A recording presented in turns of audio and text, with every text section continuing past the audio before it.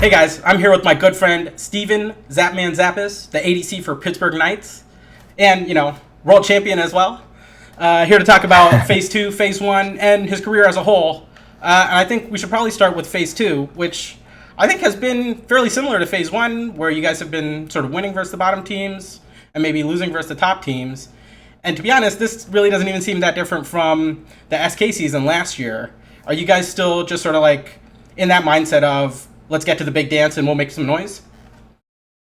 What's going on, Pam? Thanks again for having me, by the way. Yeah. And yeah, man, Phase 2 has pretty much been a mirror copy of last year's SK run.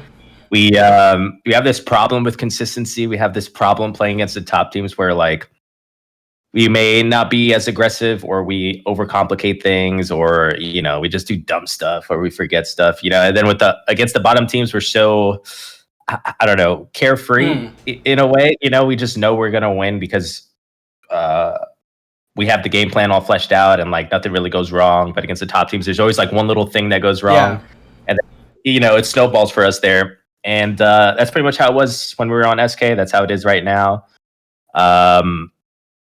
And honestly, it's probably how it's going to go for the rest of the season. Most likely. Sure. I don't know.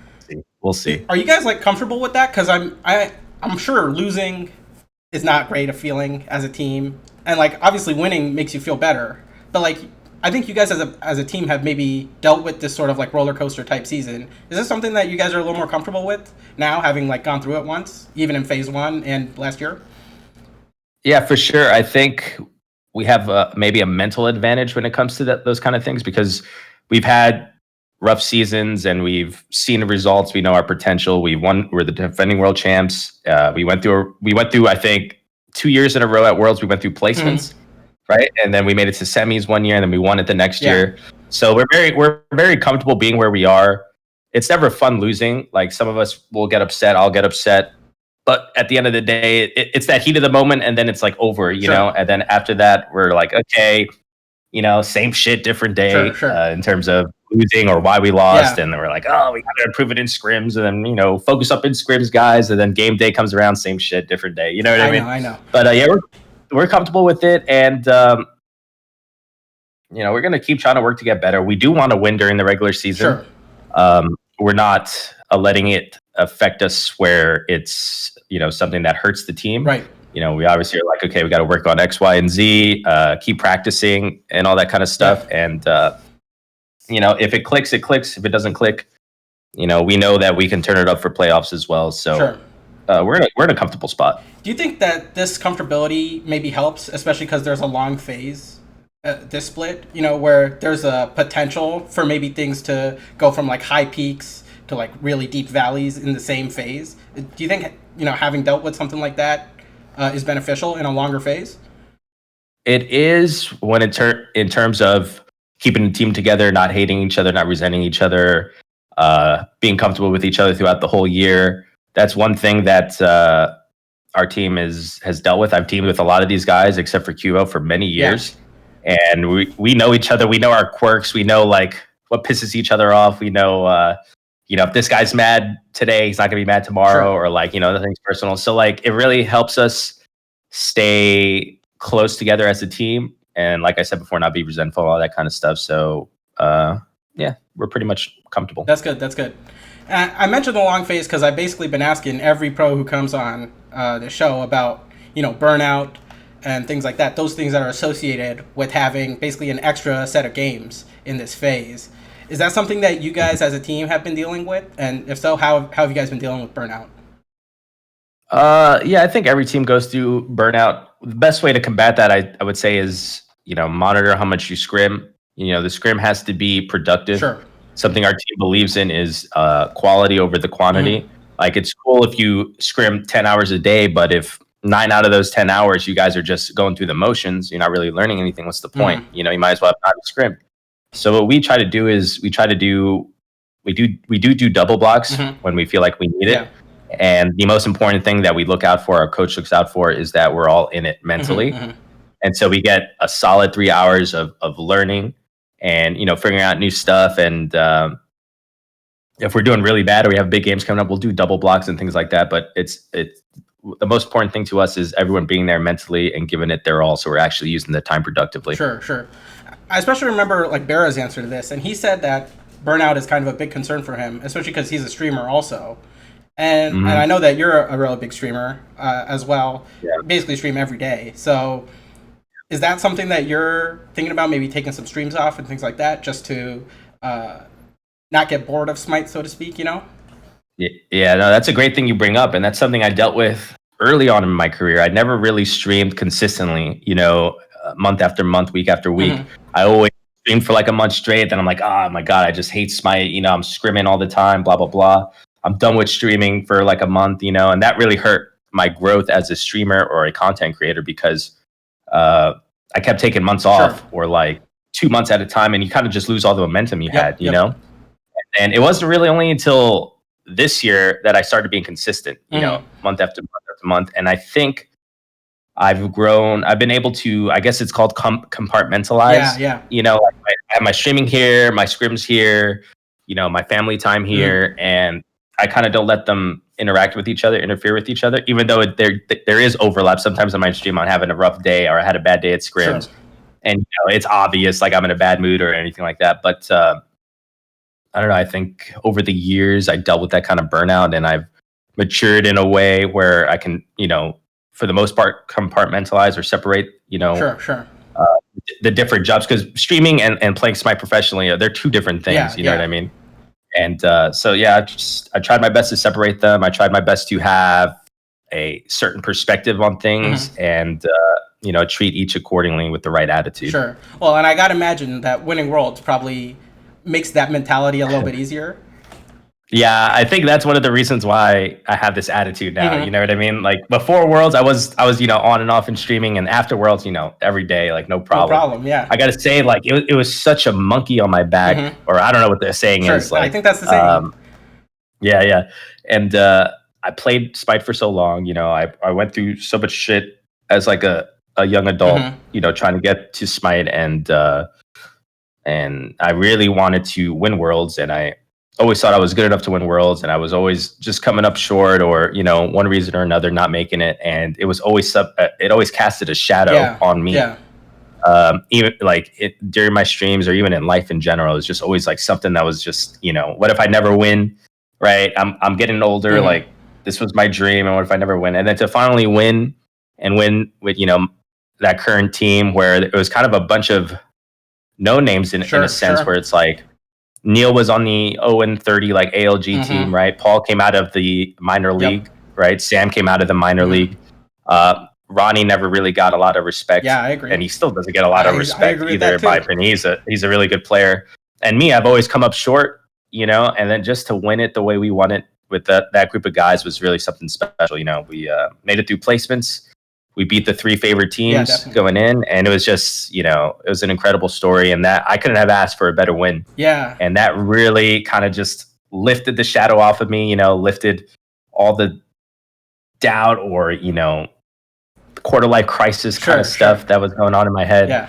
And now I kind of feel free, and it let me change my perspective on a lot of things, and it's helped me, stream consistently all the time, scrim and do all that kind of stuff while still maintaining a level of sanity. That's good. I think most people will call that validation.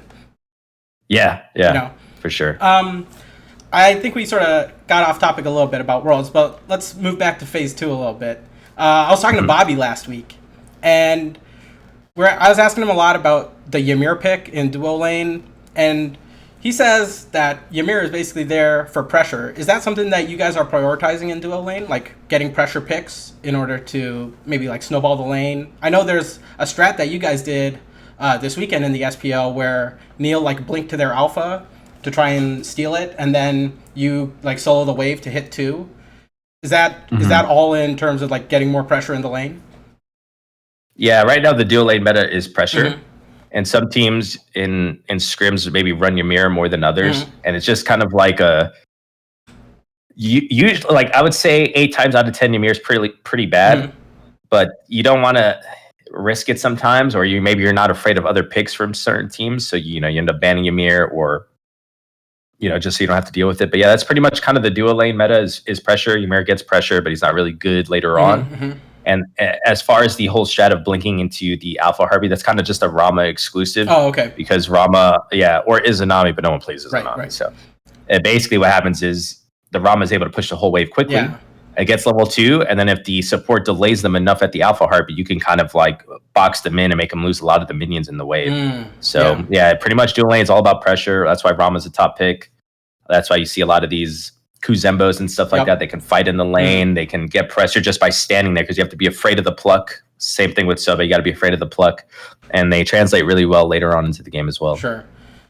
Is that something that you also see happening with the mage ADCs? Are they there in the duo to bring pressure as well? I mean, I think the mage ADCs have maybe fallen off a little bit except for Freya. But, we still see teams pick things like that. I think Oleron is still pretty highly picked as well. Is that why mage ADCs have been doing so well? Because, I mean, Hecate has been nerfed a couple times recently. So yeah. Mage ADC is just, they just kind of beat hunters in a sense where they have more sustain if they go double lifesteal so that a hunter can never outtrade them.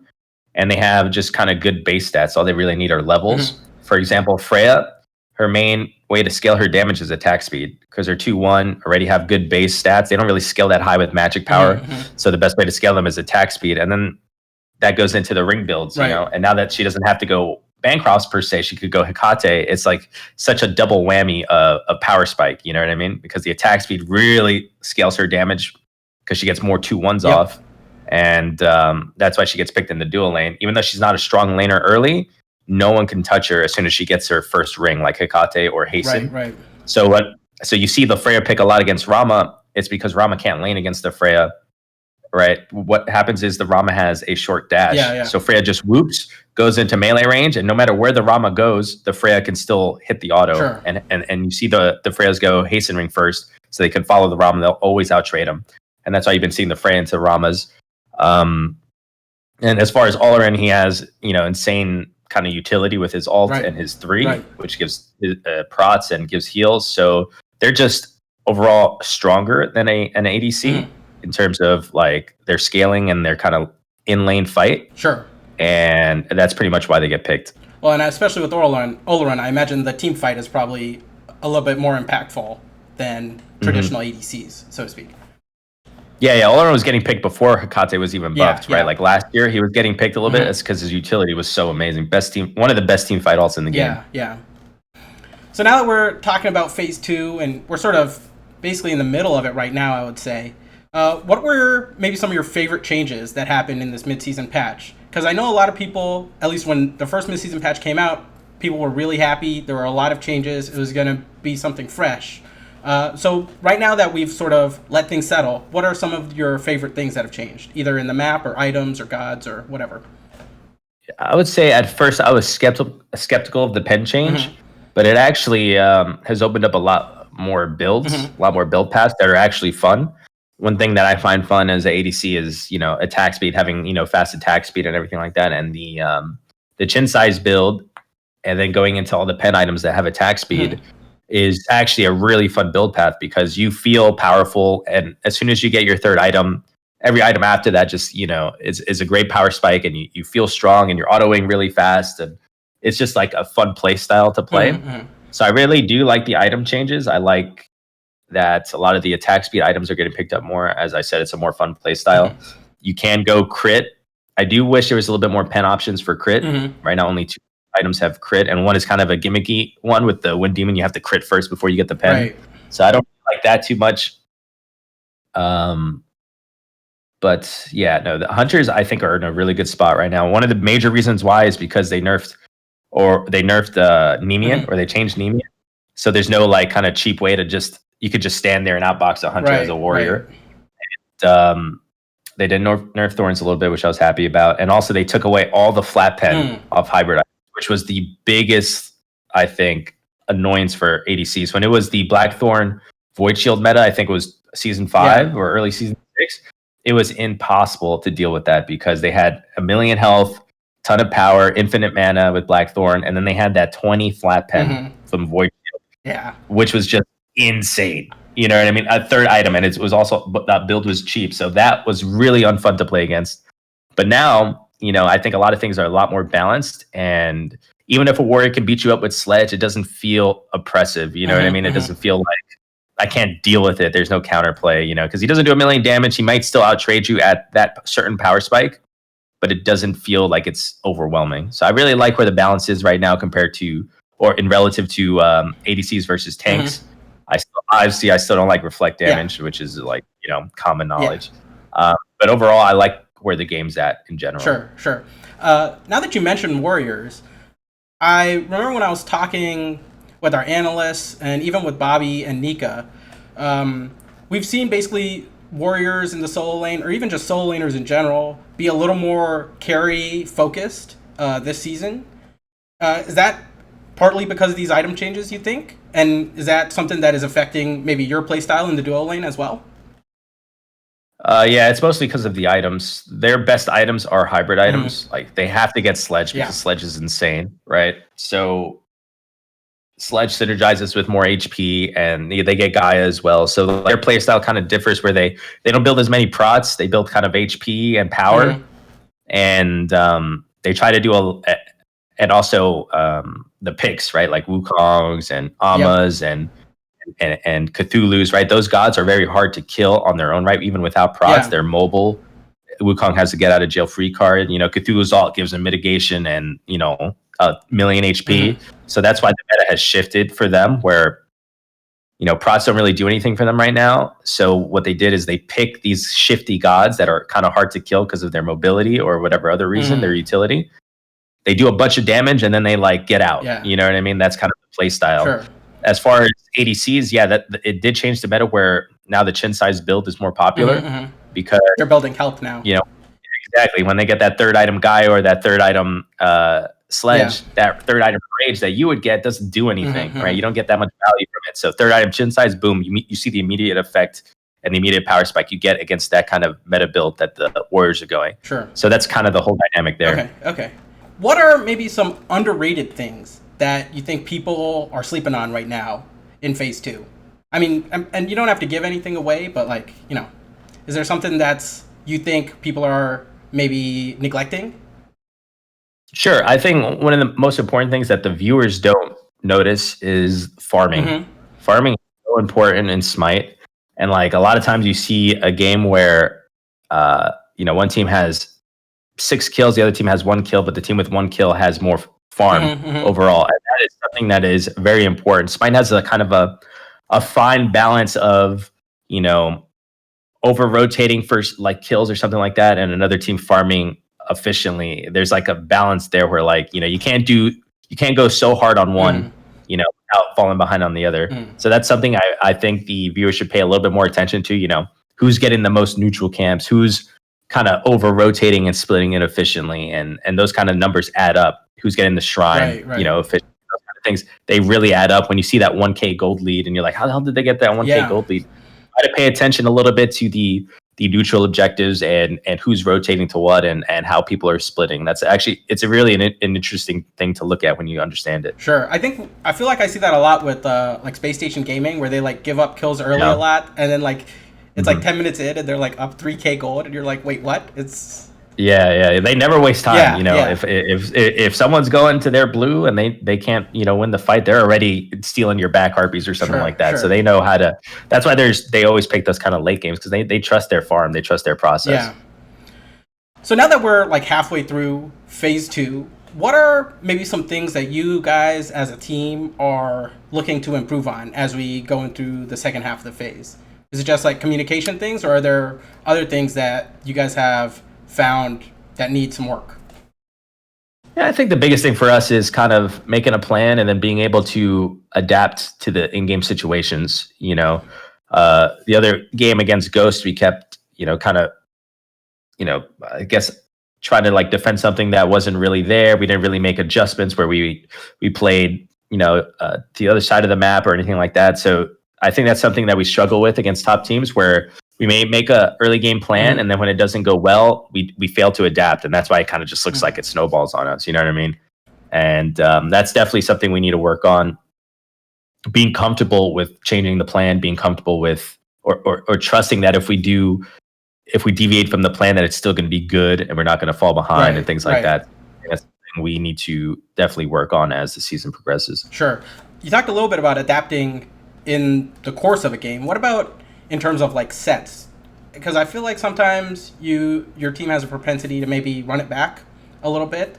Mm-hmm. Is there any thought to maybe like changing things up? I mean, maybe not all that much, because I don't think you guys play like have ever really run it back. But is that something that you guys try to do as well? Adapt between games in a set? Definitely. I think we go into each game with a plan, and we like our plan. And sometimes when things go wrong, we identify the issues as, we should have defended that purple, or we should have, deviated this and that. It wasn't the picks. It was more the way we played it, right? And then so you see an adjustment here. Okay, let's take away that pick because it gave us a problem, and we'll change one of ours. But for the most part, we work on that plan all week. So we want to stick to that kind of general, what is it called? General like idea of what we want to do. That's why it might seem like a run back, but there are changes that are being made. Whether we lose again or not, that's a different story. Right. And that's kind of why it looks that way, and why we do what we do. So now that we've seen maybe some of these bottom teams, and I think even you guys everyone has improved the quality of their play. As we've sort of gone through phase 2. What are your expectations for the league as a whole as we get into maybe like the last third of this phase? Do you feel like there's going to be a lot of lower teams maybe taking games and sets off of these teams that are maybe higher in the rankings? Like, I know we saw Ghost lose this week to Renegades, which I don't think anyone really predicted, especially after the Solar Troll benching. Is that sort of like a sign of what's to come? Well, I think as every year in the past, as the season comes to a close, teams are becoming better. Everything's becoming more second nature. The meta gets more stable. So you'll see teams get closer. Also, like we discussed earlier, burnout happens. Top teams that were in the top, it's very hard to not be complacent, especially in scrims if you're winning all the time. So you start seeing those teams kind of fall off a little bit. The lower teams are still hungry. They kind of, close the gap. And yeah, as the season goes on, I expect more quote unquote upsets like that to happen. But I mean, that's just kind of like the natural flow of the season. You know what I mean? I don't even like to call them upsets, because I think even right now, like the parity in the league is at an all-time high, where it's just like every game it feels like is almost on a knife's edge and could tilt either way. For sure. Yeah. No, for sure. I think the top teams are top because they have a lot of experience in their play, and if you notice, they all have the same play style as they did last year. You know what I mean? Ghost, they rival, they running down. Space Station, they play the exact same way like last year. They play that late game style. They farm, and Radiance is a brand new team. They have their own style, but they got a bunch of great players, right? Us, we're doing the same crap as last year, where we like int against good teams, play bad teams, but we know how to win. We know how to do this. We get in our own heads or we do something dumb, and it's literally a mirror image of last year. The top teams this year are the same as last year. The bottom teams are the same as last year, right? And it's just because that style of that team, it kind of doesn't change. And if you actually notice, Space Station in the beginning of phase 1, they were trying a lot of different stuff, and that's why they were getting smacked down. And all of a sudden they started whipping out the Kali. They started whipping out the Hera, right? And they're back to form. They play that. They went back to their old style that they're comfortable with because the team is so in tune with that. Right. And that's why I think, the seasons look so similar. I would say the only wild card is Sanguine, because they're a brand new team that came in, right? And, they're playing well. They're playing hungry because they're a brand new team. They got a lot to prove being from LATAM. Yeah. So I would say a lot of this season for me personally is not a surprise. I expected those, other than Sanguine, I expected, those top 3 besides Sanguine to be there. And I expected us to be middle of the pack, basically. I was hoping we would be a little bit more consistent and beat better teams, but I kind of see the same stuff happening that happened last year. Sure. It is what it is. Yeah. And that's pretty much it on that. Okay. I know Neil has talked a little bit in some of the PK videos that your org has done about kind of missing being in the studio. Is that something you feel as well? And do you guys ever give any thought to maybe like having a desk for you at the house and like going and playing with them, or with COVID was that just not a thing that was going to happen? Yeah, no, that's just not a thing that'll happen. In terms of missing playing on the studio, I think that kind of goes for every team. Yeah, You know, we might use that as an excuse, but it's not really a reason why we lose. sure. Um, but yeah, I would say like pretty much every team probably misses playing at the studio. That's the whole point we moved down to Georgia for. Right. So, but obviously, no one could have anticipated COVID and the impact it had. Yeah. On everything. So, yeah, but I probably won't go to the house or anything. It's the same thing as being here, and I think everyone misses playing at the studio Sure. for the most part. Since you brought up Sanguine, maybe give us what your expectations were coming into Phase 1, them being basically a brand new team. I know Aurora said that Radiance was scrimming them a lot before the season started, and they thought that they would be pretty good in the league. What do you guys think about them at the start of Phase 1? Yeah, I was always a fan of Sanguine. I've always supported them. Even before they got into the SPL, I always talked them up. And when they did get into the SPL, I always had their back, especially on the stream. Mm-hmm. When a lot of people would be like, "Whoa, my God, Sanguine got in," blah, blah, blah. And I would always defend them because we also scribbed them. We also played against them at placements, and we knew they were a good team. Yeah. And we know a lot of the players from ranked as well. They're very good players, hungry. And I think they pretty much have quieted down all the haters and all the doubters with their play. Yeah. Been incredible. And I expect them to do really well at LAN too, especially since all 5 of them are here. I mean, I can't imagine what they would have done last year at Worlds if they had your core there. It could have been a whole different thing. Who knows? Yeah, who knows? But I'm excited. Yeah. All right, so now we're sort of started talking about Phase 1. I think it's probably good that we just keep going on with this. How was it like integrating Cuvo into basically this whole squad of like NA bros you guys have been playing together for like, I think almost this is your 3rd year together. So, integrating just one person in must have been a little bit weird and awkward at the beginning. How did that go for you guys? Yeah, it's definitely a little bit weird at the beginning because, he wants to see how our team does things. He doesn't want to step on anyone's toes. Right. And then in the beginning, he wasn't as comfortable as he is now. And as he got to know everyone, he's super comfortable. He's just one of the guys. Yeah. And we have Neil Ma. Neil Ma is like such a good person to like socialize with and kind of like everyone loves Neil. He's always very Canadian. I don't know. He's just very nice. You know what I mean? He's so easy to talk to. He doesn't get upset. So he's pretty much kind of the glue for our team. And so, having him there and then Cuvo always interacting with Neil, especially because they're support and jungle, it just made it so easy. Mm-hmm. And I've known Cuvo for a long time, like 8, 9. I remember you arm wrestling his dad at Worlds last year. So yeah, I wrestled his dad. Yeah, I mean, I know his dad. I'm good friends with Trix, and Trix's brother and Cuvo. I've known those guys for so long, since they were like 15. Sure. And now they're 23. Yeah. So I've known them for a long time, and I love Cuvo.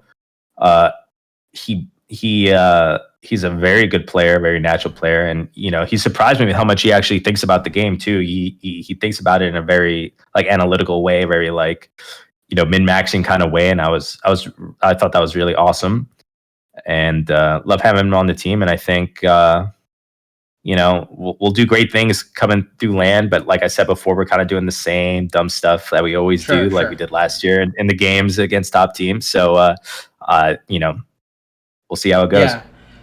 Now that like Phase 1 is over and we've had like this really big patch, are there anything that you guys might have left on the table in Phase 1? Are there like some strats or something that aren't applicable anymore in Phase 2 because of the mid-season patch that you didn't have a chance to like show off? No, I wouldn't say so. We definitely were upset with how we lost to Radiance. We beat them in the first game, like very handily. And then we kind of fell apart in the last 3 games because we did some kind of dumb mistakes where like uncharacteristic mistakes where we're like dive to tier 1, that was it's like a greedy play or we're fighting for no reason and things like that. So we kind of felt like we left. We were pretty good at the end of Phase 1 too, and we kind of felt like we could have done that tournament. It definitely was a letdown for us. And in terms of strategies, it kind of like there's a certain way to play Smite, or maybe the way your team plays Smite, and then that's like the strategy. And then you get picks to go long to help you perform the way you want to perform. So I would say there's not really anything we didn't like get to try or anything like that. Sure. So your answer there reminded me of this question I had before, which was you were talking about how certain teams basically have certain play styles, and is that just come from like what the players prefer? Because like I don't know, in a lot of games there are things I want to say they get solved, but like it used to feel like there was a meta and everyone was basically a slave to that meta, and now it feels a little bit different where like you can focus on certain things as a team to gain strategic advantages. Is that how you feel Smite has evolved for you guys, especially in like the competitive level?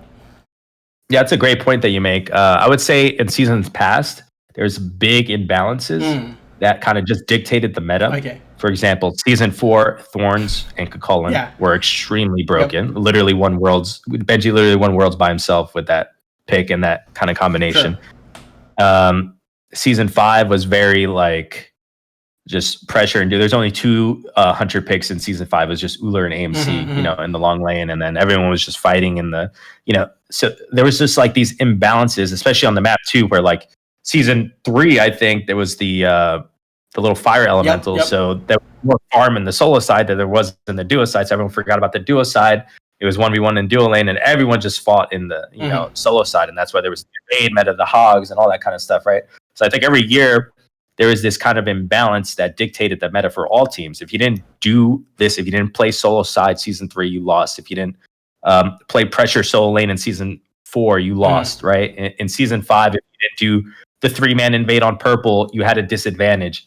And in season 6, if you didn't invade speed, right, with the support, you had a disadvantage, right? So there's these kind of imbalances that dictated the meta. And I think in season 5, they really tried to calm the early game down, less invades. They made Hog a consumable that only affected your creeps. That's one. Right. So that means if you got invaded, you could secure your own buff over the enemy. They had no advantage in terms of secure, like there was in season 6, right? 50-50.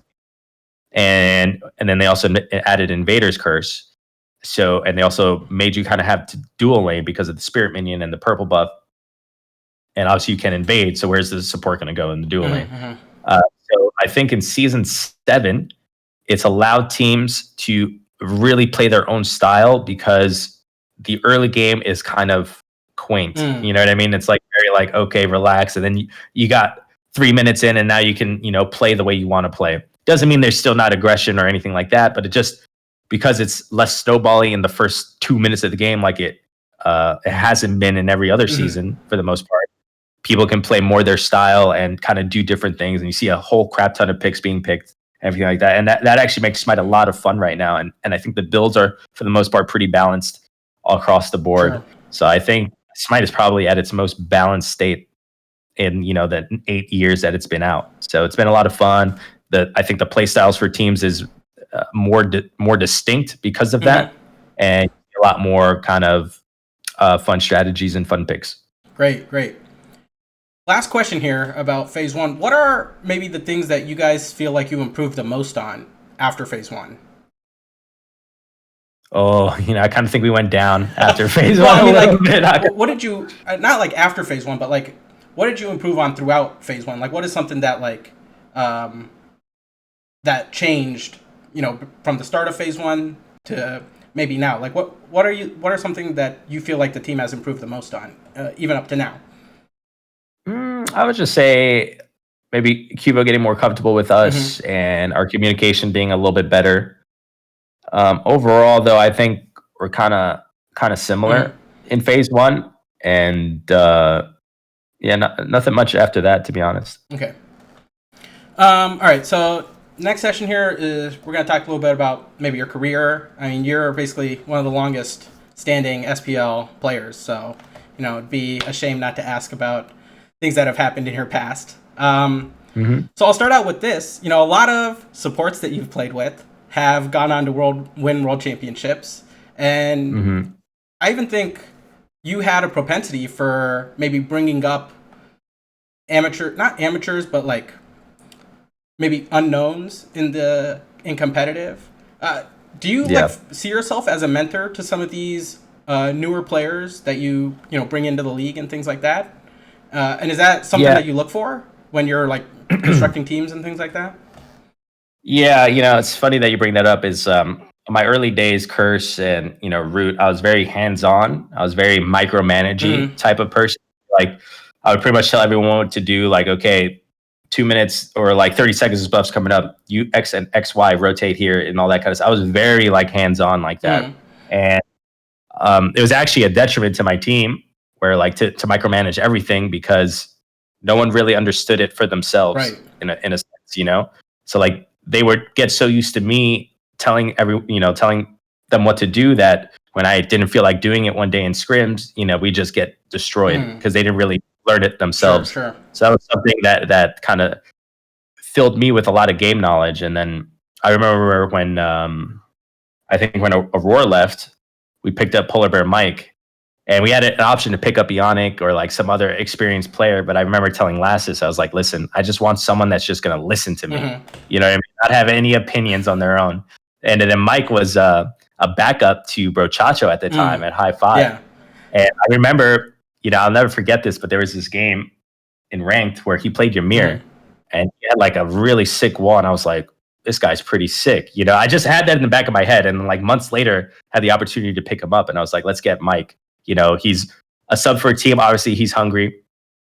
And I think, he'll just listen to everything I say. You know what I mean? So that's kind of how I picked up Mike. And then, I worked a lot with Mike. And then, that year ended up unsuccessful in season 2. We lost to Fnatic, trying to make it to Worlds, right? And then roster changes. And then with Aurora, Aurora was more like,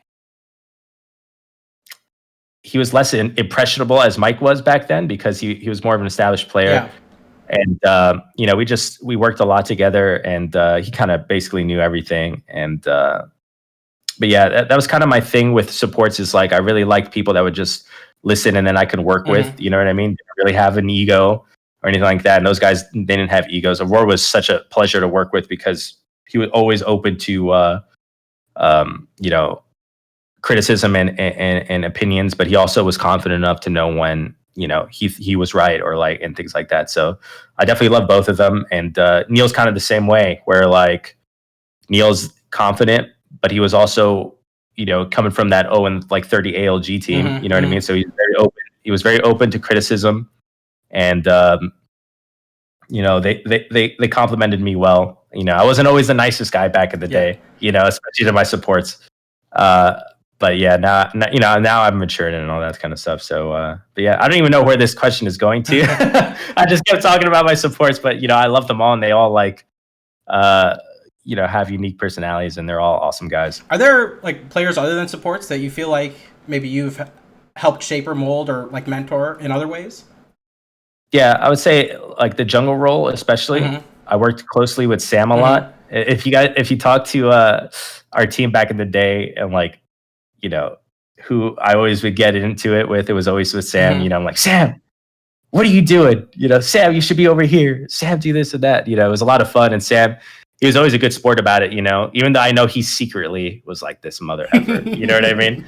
And, but he was always a good sport about it. And we improved as a team, and, and Sam's just a beast player and an awesome guy. Well, now that you mentioned Sam, I don't know if you've seen the extended cut of my interview with him, but I asked him about mentors that he's had, and he actually gave a lot of credit to you for like showing him the ropes and things like that. So, it's good to see that. Oh, he did? Yeah. Oh, that's nice of him. He was like, man, Zap really like. He basically helped me out a lot early on, especially I think because you guys were on Trifecta that year before. I think that's basically when you were teaching him the ropes and things like that. So the thing about Sam is he was always an amazing player. What I kind of bring to like these guys is the finer details. You know what I mean? Like, oh, I'm getting ganked. Immediately look for the left side heart. Like I'm getting yanked and right. Immediately look for the left side harpies. Look for their left side backs. Why are you rotating to the right side? You're already late. Like, like all these little details, the fine tuning, these guys already are like insanely good, insanely whatever. But something I brought to the table would be just that experience that I have playing for so long. You know what I mean? And always thinking about the game. It's just those finer details that really just kind of makes them the insane players they are today. Sure. Do you find that when rookies come in, they're all like very mechanically skilled, but they focus more on maybe like the micro things, like the 1v1s or like the specific parts of team fights, and are maybe less aware of sort of the macro map play that goes on. Yeah, definitely. I think, like, I play ranked a lot, and I think there's a lot of players that are mechanically good enough to be in the SPL, but they just don't have the right frame of mind to play at the top level, right? They won't make the correct decisions in terms of like not going for a gank, instead going for the farm, or grouping up with your team instead of selfishly doing something else. You know what I mean? Those kind of things. And I think this is something that Sanguine benefited from, was scrimming Radiance a lot, scrimming us a lot, getting that kind of, it changed their mentality from like an amateur team to a pro team, you know, doing those little things.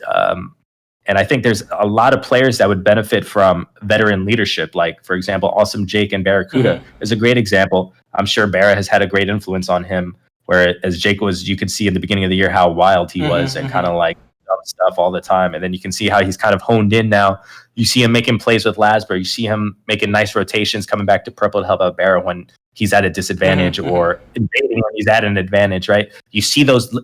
That's what I was saying earlier, chat. Like, look at the farmer. Just like look at those finer things. Those are the things that take a team to the next level, or take a player to the next level. And I think there's a lot of players that could be in the SPL if they just had that kind of guidance. You know what I mean? Sure. And that's what, yeah. And I think when like a lot of players retire, like let's say me and Barra retire or something like that, and if we became coaches, that is something that we would bring to the table to those kind of teams, right?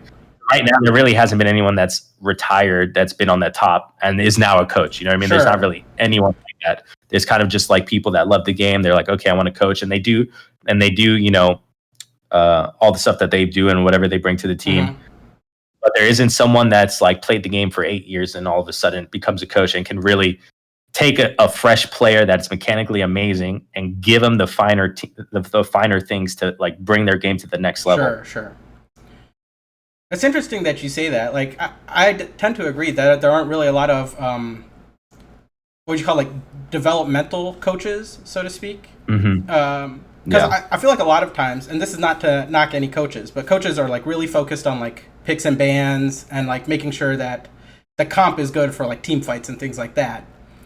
And I think it probably takes a lot more effort to like sit down with one or two players and be like, yo, this has to happen at this time, you know, this has to happen at this time, you know. I think maybe that effort isn't it's not that it's like not there, but it's hard to do, especially like you said, because, you know, not many coaches even have the experience that you or Barrow would have. Yeah, exactly. What about some favorite rookies? Like, you've had the pleasure, I guess, of playing with a lot of rookies over your career. And we basically have talked about quite a few of them already, but who are maybe your favorite rookies to play with? Or even play against, for that matter. Yeah, I remember the first time I played against Panda Cat, it was funny. We got demoted to the minor league in season 2, early season 2. I was pissed, you know, and then we played against Legion of Carrots. That was Per and Kiss's team. And then I played against Panda Cat, and then I was like, this little shit had the audacity to be aggressive on me in lane. You know what I mean? I'm like, why is he playing aggressive on me in lane? It's just so disrespectful. You know what I mean? Like, I had the ego of like huge back then. You know what I mean? The ego of a 22-year-old, you know? Yeah, exactly. And I always remember this. And he was like playing keyboard. I was like, and he would just play up on me. I'm like, why the hell is he playing up on me? You know? Then he'd solo me, I'd solo him, and then we always went back and forth. So I always, you know, I love that. I always remembered that. And, you know, nowadays me and Panicat have a rivalry. You know, we love each other kind of, but also secretly hate each other at the same time. You know what I mean? We never like say it out loud, but like it's there. You can just tell, you know what I mean? Yeah. And it's just like, he kind of has the same kind of, like, I would say like mentality as I do, where you just want to like shit on the other guy. Like, I don't even want them to step up to me. You know what I mean? Yeah. I think for me nowadays, less so because I'm a little bit more, you know, relaxed in that sense, but I could still see it from him. And, you know, that was definitely one of my favorite, like, I guess he was a rookie back then, you know, so that was one of my favorite rookies to play against. I also remember playing against Barra when he was a rookie. I think we were in China at the time, right? And there was this like random team called Vicious and Delicious that was like taking over the scene.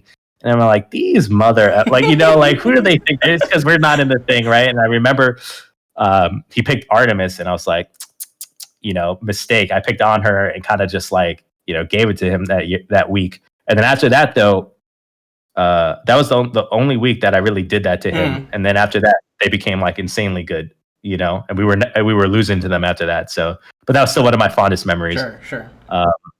Playing against like a rookie. And then, I don't even know who else, man. I think playing with Aurora for the first time was really cool because he has a really unique personality. Yeah. Yep. And me and him would get into it all the time. He'd call me crabby. I'd shit on him. Like just stuff like that. The way that's really the way I describe Aurora's personality is he's like the nicest, most stubborn person you've ever met. Yeah, he'd be like, nah, I think it's like this. I'm like, no, like blah blah blah blah blah. Yeah. And stuff like that. Sure. Who's similar like that is Homofae. You wouldn't even believe it, but Homofae was like that a lot. He's obviously like soft spoken and everything like that, and I would just yell, be like, homie, no, it's like this, blah blah blah. I would go 5 minutes of yelling. I'm like, okay, he finally agrees, and he'd be like, yeah, but I, his like, and he'd still be like, yeah, but no, I don't agree. And I'm like, what do you mean you don't agree? I just told you what it is, and God, those are fun times for sure. Well, you've been fortunate enough to have, like, I would say one of the longest careers here. Are there some players that you played with or against early on that you might have thought, oh man, these guys are going to be here for the long haul, year after year after year, and that didn't happen, that didn't pan out? Yeah, I definitely thought Lobster is a great example of that. I thought Lobster was insane. Actually, when I was first making a team way back in the day, I hit him up and I was like, hey, you want to drink? Because his Heba was like bananas back in the day. And he was like, brother, I'm EU. And I'm like, oh, crap, you're EU. You know what I mean? Like, okay, fine. But anyway, that was just the beginning of it. And then they won the launch tournament and everything. So I always thought Lobster was going to be in it for the long haul. And then I don't really know much about the EU scene or the politics behind it. So, but he ended up leaving the scene for whatever reason. Yeah. And I always thought Reels 2, Reels ZX would be on it for a long time. As far as NA, I don't know. I think all the guys from the AFK squad, like Incon and Weekend and Cyclone, who's obviously still on the team, and those guys were like, I thought they would probably be in the league for the long time, but they kind of just like went into the whole content creation thing. And like, those of you that don't know, it's like streaming every day at the same time every day, and then having to scrim and then having to play and then all this stuff. It takes so much out of you. It's like you either take it from scrims or you take it from your stream, right? But streaming is obviously better in the long term, more job security than the SPL is, and it's something that is more lucrative than what the SPL is. So naturally, their focus goes to those things. Sure. So I always thought those guys were really good, and I don't know, other than that, I think that is probably it. Yeah.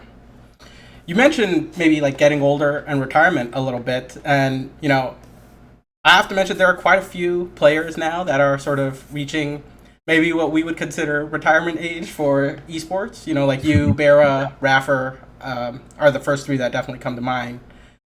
Is that something that you're considering, or like how are those thoughts going? And are you like, if SPL is going to go on for another 3 years, are you ready to go on for three more years, or how are you feeling about it? Yeah, that's a great question. I would say the thing about Smite is it requires less like, I don't know how to say this, like for example, Counter-Strike, you have to be so accurate and precise on your shots, you know what I mean? And you have to flick it. But Smite, there's a nice margin of error where like if you flick, you kind of have to get like this close. And in the Counter-Strike, you got to get like this close, you know what I mean? So I think Smite is very age-friendly in that sense. Most of what Smite is honestly prediction more than reaction, right? Like you ward and you're like, okay, I don't see the jungler. I'm starting to think that he's here, so I put my hand on my beads key, ready to go. You know what I mean? Like that's more what Smite is compared to, I would say, other games are. So I think it's very age friendly. In terms of like thinking about retirement stuff, I'm definitely at the age where I'm thinking about my future. Am I going to have kids? Because I'm already married. Where am I going to live? Like, should I buy a place in Georgia because of SPL, or maybe, I go back to New York and then I just fly down for it. Those are definitely the decisions that weigh on me. I have a lot more responsibilities in like personal life responsibilities. To be honest, like playing professionally is not like a long-term career goal. It's not a long-term job security path. It's not a long-term anything. It's a short-term thing. Yeah. Right. And that's where streaming comes in, right? Streaming is more of a long-term thing, but even then streaming is not a good security blanket for your future. Sure, you know what I mean? There's no benefits. We're all third-party workers. You know what I mean? It's not like there's benefits provided to you or anything like that, health insurance, all that kind of stuff. So there's a lot of like real life stuff that goes on behind the scene that I think a lot of people don't know, and definitely is something I would say the older guys in the league consider. Yeah. And again, even streaming is not like security. One month you might have X subs or that subs or ad revenue, this and that, right? It's not like a consistent thing. Sure. And what happens if Smite high-res closes down tomorrow? Yeah. You know what I mean? Yeah. So like that's kind of like the thing that weighs on you. And it is very stressful in that sense. And just another thing that kind of adds weight to your back. Right. So yeah, there's definitely like thoughts going on of like future and things like that. But obviously I'm not going to get into too like detailed or anything like that. Yeah. But it's definitely, I would say, I promise you, it's something that the older players definitely think about on a consistent basis. Sure. Have you maybe talked to any of them about it, about this sort of thing at all? No, I think everyone's kind of, they've developed their own plan, right? Like what they're going to do afterwards and things like that. I don't really think like, Rafa is going to go back, or like, he lives in the UK, right? His lady's there, his house is there, you know what I mean? And Bear already lived in Georgia. He has his own house. He has his own life, you know what I mean? So we don't really like talk about that in that sense. I mean, we do talk to each other. I'm good friends with both of them, but not really about that kind of stuff. Okay.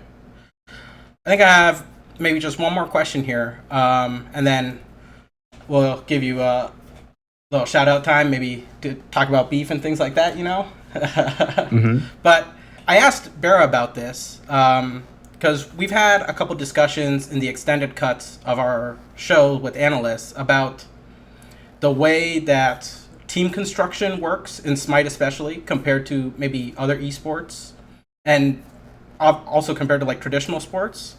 And we were talking a little bit about players individually maybe not having as much agency, whereas like once you have a team together, the team basically drives the value of the players. And I just wanted to maybe get your thoughts on that. Like, do you feel like certain players maybe lose out on value that they could either provide an org and get compensated for, obviously, and that value is diminished by being packaged as part of a team? And tell me if I'm wrong, but the way I understand it is the teams basically sell themselves to an org. And, I don't know if this is true or not, but I've heard that for many cases, the contracts are basically very similar from player to player within a team. Is that, something that maybe bothers you, or is it just maybe like the size of Smite has sort of made it so that you need to have the team to have the value for the org? Yeah. So, where to begin? So yeah, so how Smite used to be was the teams had all the power. The captain had all the power back in the day, right? There's a lot of infamous stories about captains doing stuff and all that kind of stuff. Sure. So so back in the day, the captains had the power, right? And the orgs would kind of just fall in. They'd be like, oh, the captains had the spot, so the orgs would just come in, and like the players had the power, the leverage over the organization. Right. But also the orgs weren't really getting anything from the players either. Like the way things work now, high-res hooks up the orgs, you know what I mean? To stay in and pay salaries and things like that. Whereas back in the day, it wasn't like that. You know what I mean? So there wasn't really any incentive for an org to be in Smite. Right. So back in the day, there was TSM and C9, right, for like a half a year, and then they left because there was no incentive for them to be in Smite. Why are they going to be in Smite when they already have League? Or why are they going to be in Smite when they already have Counter-Strike? Right? Smite is a tier 2 esport. So, and I think over the years, you could see that there was a lot less big orgs in there, and everyone was like, oh, why is there no orgs in Smite? No big orgs in Smite. It's because there was no incentive for them to be in. There was no anything for them to be in there, right? And then I think Hi-Res saw that as an issue, and one of the things they did to save the scene was they provided an incentive for orgs to be in the SPL. They gave them the power. They gave them the money to pay players and and attract players instead of the other way around. Mm-hmm. So then they kind of changed the whole infrastructure of how teams were made and how teams were recruited. So now I think it was like season 5 or something. Yeah. The orgs had all the power, and so teams had to sell themselves to the orgs, like you were saying, right? Mm-hmm. So what would happen is players, or like the popular players, would form a team, Mm-hmm. right? And then that's when politics came into it, where like, okay, I want to pick up that guy and that guy, even if he's not as good as that guy, because I want to play with them, right? And then they form a team, and then they sell themselves to the org, like, hey, we'll do this for X amount of dollars, and then of course the orgs have all the power in the world, so they'd be like, oh, but this team wants to do it for less. You know what I mean? So there's a whole bunch of like that kind of behind the scenes nonsense that went into it, and so that's how I would say teams are formed. That's where I went. Was talking about how like there's not a lot of security in the SPL. You know what I mean? It's very so much more political, and I think also like these orgs, they don't really. I don't know if I want to say this in general, but I would say maybe a lot of them, they don't follow the game in a sense. They don't know, like, they're not looking for the upcoming star. You know what I mean? They rely on the players to do that in a sense, or the coach, right, to find up like an upcoming star. So I think that's what's different between, like, let's say League of Legends or like a tier 1 esport compared to what Smite is, right? They have that extra added infrastructure within the organization to recruit players or make changes. That's why you don't see a lot of changes going on. You don't see a lot of anything going on. You know what I mean? In terms of like how the team functions. So that's definitely one thing I think could use some improvement on. But again, what is the really incentive to do that? Sure. For organizations to invest that heavily into that kind of like added infrastructure, right? If you take a look at it, like Smite as a whole, in terms of, let's say, viewership or sponsorship opportunities, it's not as high as any of the tier 1 esports, and there's quite a few tier 1 esports nowadays. Sure. So I think to even maybe expect more than what we're getting is kind of a far-fetched thing, in my opinion. And I always see people talk a lot of smack about like Smite esports or like hires, but I think the players need like kind of a reality check in that sense, where it's like, you are so lucky that Hi-Rez has invested all this money, which I would say for very minimal return, if any return at all, in their esports scene, for you to get a salary that's that high, right? Maybe it's not high in terms of the general world, but it's high for a tier 2 esport, right? And you get your housing subsidized, basically. And yeah, exactly. You get it, all that kind of stuff, and you get to kind of live like a dream that every kid had back in the day that's playing esports now, right? And we are so lucky that Hi-Rez has fronted the bill, you know what I mean? To like do all these things, have that kind of infrastructure, give us that kind of feel of being important and playing at LAN instead of online at our house, because they literally pay for everything. You know what I mean? So I think that's something that every player should not take for granted and be appreciative of, because I don't really know of any other tier 2 esport that like, if you look at Smite's numbers in general, like that would dish up all that kind of cash to like take care of their players and take care of the esports scene. So that's something I'm definitely grateful for. And I think people need to realize what Hi-Rez has done for the scene, especially a few years ago when Smite was kind of like not popular at all. I think we were averaging like 8K players, maybe something like that. And they were still fronting the bill, still having, $1 million prize pool at Worlds and things like that. So that's something that I want everyone that's watching this is to appreciate that. Yeah, I know Hi-Rez has a lot of issues or like has their faults, but this is something that they really went out of their way for to like provide this kind of, I would say, dream for like esports players that are playing Smite to experience. That's good. I like that answer a lot. Because Barra actually gave a really wishy-washy answer when I asked him about that. He was like, I don't want to say anything about this. I don't want to get in trouble. I mean, this is all like, not common knowledge, but it's knowledge that's out there that's maybe not, it's things that have been said on and off, but it is what it is. Yeah. I think I'm basically all out of questions here, Zap. So this is the time of the interview where I'm asking who you got beef with, who you try to call out, Let's I got beef with everyone. Okay? With every other ADC out there, okay? Yeah. I don't know. It's just Smite's interesting. It's like you can have beef, but also you get called out for having beef too. You know what I mean? Like if you talk shit about someone, there's there's like a vocal minority that's like, yay, you know, like beef and all that kind of stuff. And it seems like it's cool. And like you have that vocal minority that's like, oh yeah, I love this. But there's actually the silent majority that don't like it, that think it's rude nowadays. I'm not even kidding.